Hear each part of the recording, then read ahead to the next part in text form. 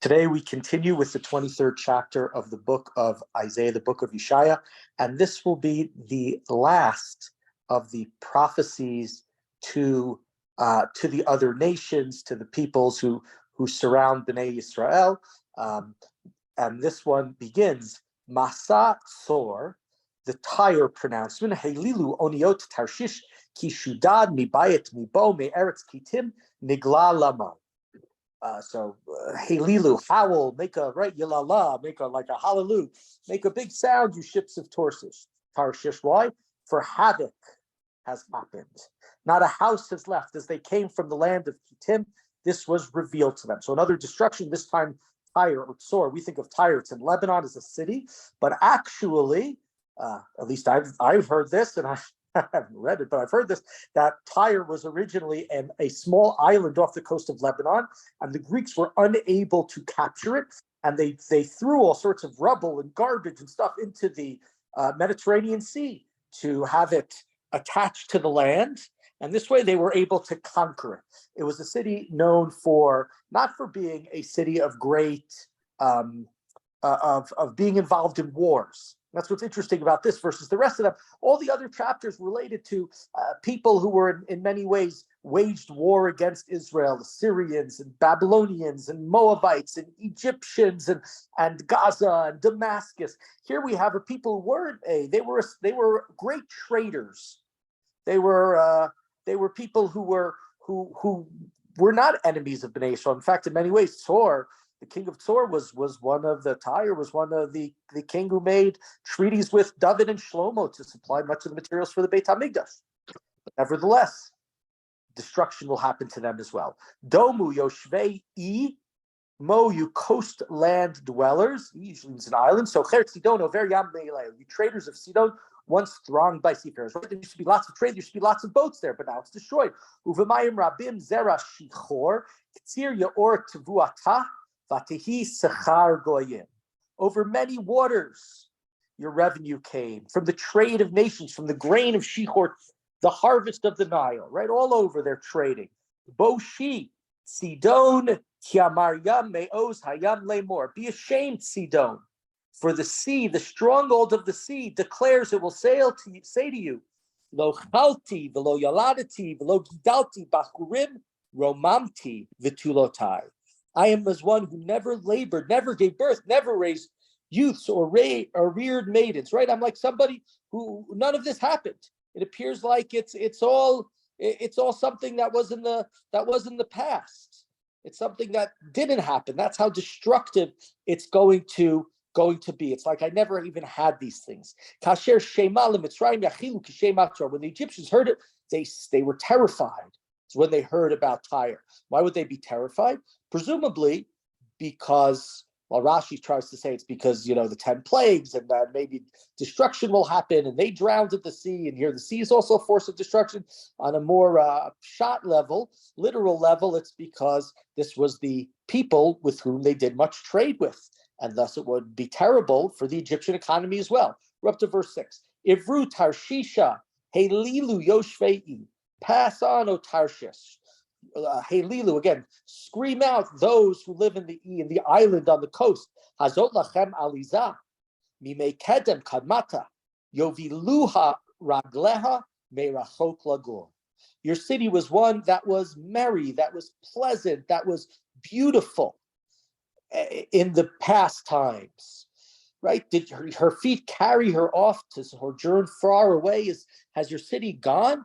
And part of the question here, again, just coming to this, what did the people of Tzor, Sidon, what did these people do wrong? So they were traders, they were wealthy, they had flashy cars. It was like, I don't know, like the UAE or something. But, you might say, what did they do wrong? And that's a difficult question to answer.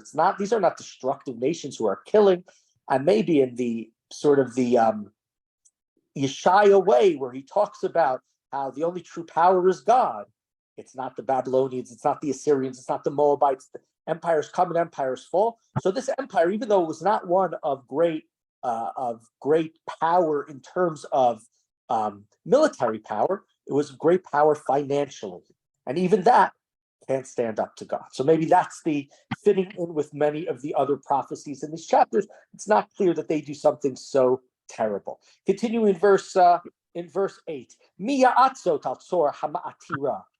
How is this planned upon Sor? Crown-wearing Sor, that was such a great city that wore a crown. It was so wealthy. Asher sochra sarim knal neha nichbedei eretz, whose merchants were nobles, whose traders the world honored.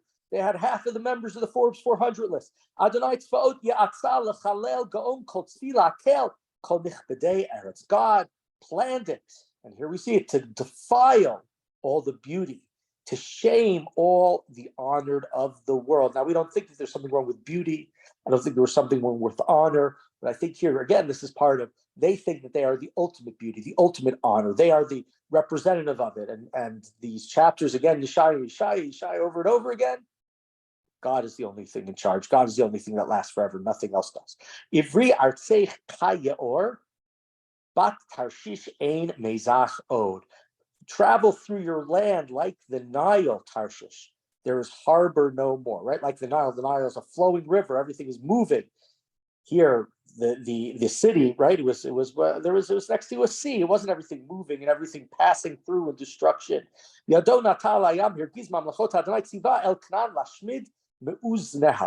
God poised an arm, right? We've had this before, this image of God's Yadon Netuyah, his outstretched arm over the sea, which makes kingdoms quake. They're terrified.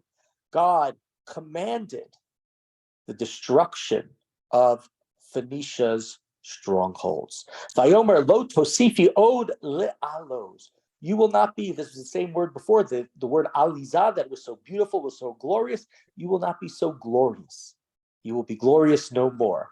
Hamu'u shaka betulat bat sidon, kitim kumi avori gam sham, lo yanuach lach. Oh, the fair maidens of Zion, you are plundered.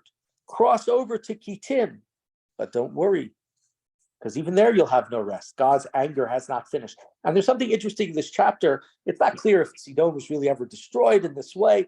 And we'll see with another thing coming up. When we hear the phrase, the studiers of Tanakh, Bitulot bat, we think of the phrase Bitulot bat Sion in Eicha and in other places where it talks about the destruction that's happened to the virgins, to the young maidens of Zion, of Jerusalem.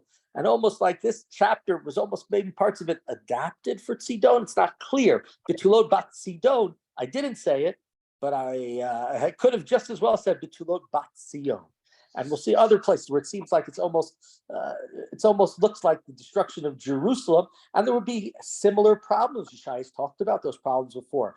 The wealthy taking advantage of the poor, as we have had from him and will have from other prophets of his contemporaries who complain about that, both in the northern kingdom, which is when he lived and when it was destroyed, and in the kingdom of Yehuda as well. Continuing in verse 13. Hein eretz kastim ze ha'am lo haya ashur yastal etziyim hekinu vachunav oreru armenoteha sama lama pela. The land of the Chaldeans. These people have ceased to be. The Chaldeans, oftentimes called the Babylonians, so I'm not sure how they've ceased to be. Assyria, which founded it for ships, which raised its watchtowers, which built its ramparts, has turned it into ruin. Helilu oniyot Tarshish kishudad ma'uzchen. So again, cry out, O ships, to the ships of Tarshish, for your city, your stronghold is destroyed. And just in case you don't, that phrase, oniyot Tarshish, Yonah goes to find an oniyah. When Yonah doesn't want to run, we haven't gotten there yet, although we mentioned Yonah in the Book of Kings. When Yonah doesn't want to go to Nineveh and he wants to run away, he gets on a ship which is going to Tarshish. You know, believe me, look it back up, the first chapter of the Book of Yonah.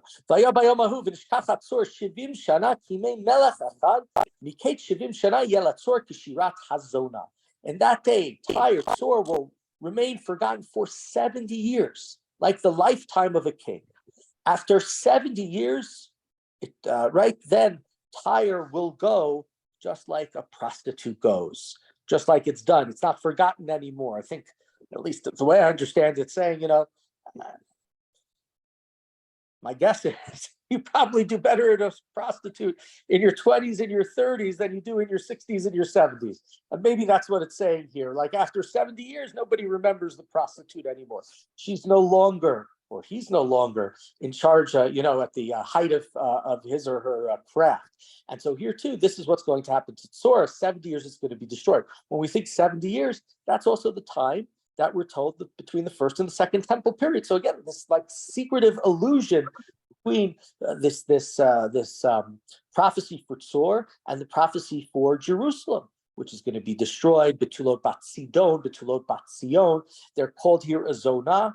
Yirmiyah is going to say, Eicha haita lezonah kirya ne'emana. How could a faithful city become a harlot? So some of the same imagery that's being used in the 70 years here. There's interesting commentary here used by Rav Shmuel David Luzzatto. I believe it was a 19th century Italian commentary on the Bible. Used sometimes more modern methods of understanding the Torah and the Nevi'im, and he talks about Sidon was in a city that waged war, and cities and nations that waged war, their kings were killed in battle or they lost a battle, and there was a coup d'état. We've seen that many times in our studies.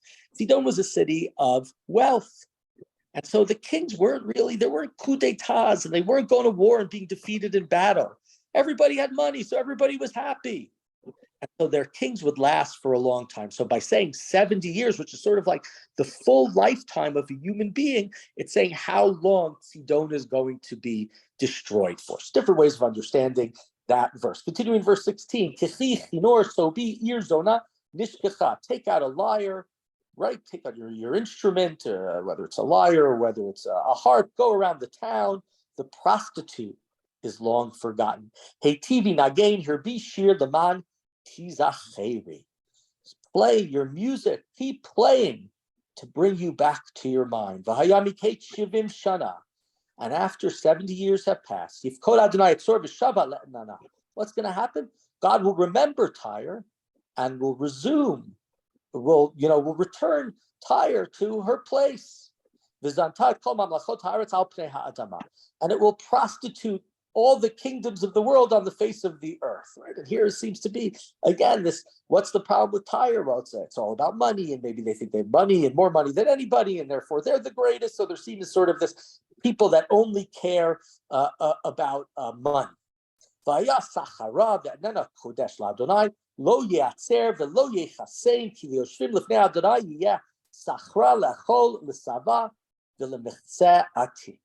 But her prophets and hires shall be consecrated to God. So here, right? This is the Zonah is now. Why is she doing her craft? Why is he doing his craft? In order to give to God. They shall not be treasured or stored. The prophets will go to God's home.